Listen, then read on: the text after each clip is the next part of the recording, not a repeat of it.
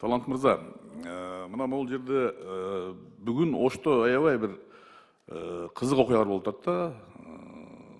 Жаңы мэр барып, активдүү иште баштагандан кийин Оштун бардыгы мыйзамсыз экен курулуштар. Бул кандай? Буга чейин демек буга чейинки мэрлер такыр иштеген эмес. Буга чейинки ошол жердеги жетекчилер такыр эчтеке мыйзамды карашкан эмес. Каалагандай уруксат берилген, каалагандай чечимдер кабыл алынган, ошондойбу?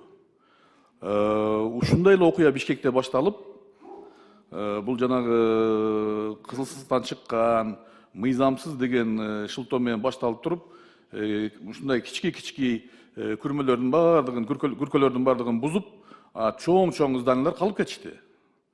Ошо тротуарга чыккан боюнча калышты, башка боюнча калышты. Бизде ушундай бир тандалма подход болуп атат да.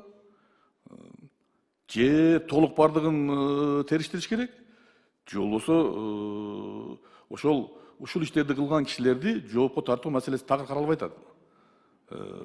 Мына таңкы 5-тен баштап кыдырган жеринин бардыгы мыйзам бузуу. Мен азыр ушул көргөн сайын таң калып атам. Демек, ал жерде мыйзам болгон эмеспи такыр. Ага чейин иштеген мэр эмне жумуш кылып жүрдү? Ошо курулуш жааты боюнча вице-мэрлер, биздин ушу шаардык курулуш архитектура агенттиги болуш керек ал жерде. Бүт бардыгы бар да.